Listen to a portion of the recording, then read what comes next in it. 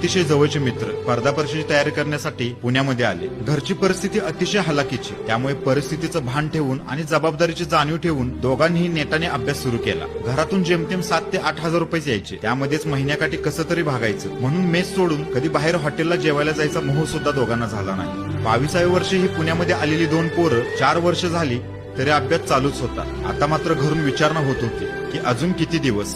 दोघांमधील एकाने वाढत जाणारं वय आणि जबाबदारीचं भान ओळखून थांबण्याचा निर्णय घेतला, तर दुसऱ्याने लोक काय म्हणतील या भीतीपोटी अभ्यास चालूच ठेवला. ज्याने अभ्यास बंद केला त्याने चहा आणि पोह्याचा स्टॉल टाकला आणि स्पर्धा परीक्षेची तयारी करणाऱ्या विद्यार्थ्यांनाच तो खाऊ घालू लागला. सुरुवातीला लोकांनी प्रचंड त्याला नावे ठेवली. अरे अधिकारी बनायला आला होतास आणि हे काय म्हणून त्याची अवहेलना केली, परंतु तो मात्र थांबला नाही. आज दोघेही 32 वर्षांचे आहेत. अभ्यास करणाऱ्या विद्यार्थ्याचे डोक्यावरले केस गेले आहेत. आजही तो लायब्ररीमध्ये बसून अभ्यास करतोय आणि बाप मात्र त्याला महिन्याकाठी पैसे पाठवून अक्षरशः कर्जबाजारी झाला आहे. आजही त्याला असं वाटतं की अजून 1 वर्ष मी नक्कीच अधिकारी होईल.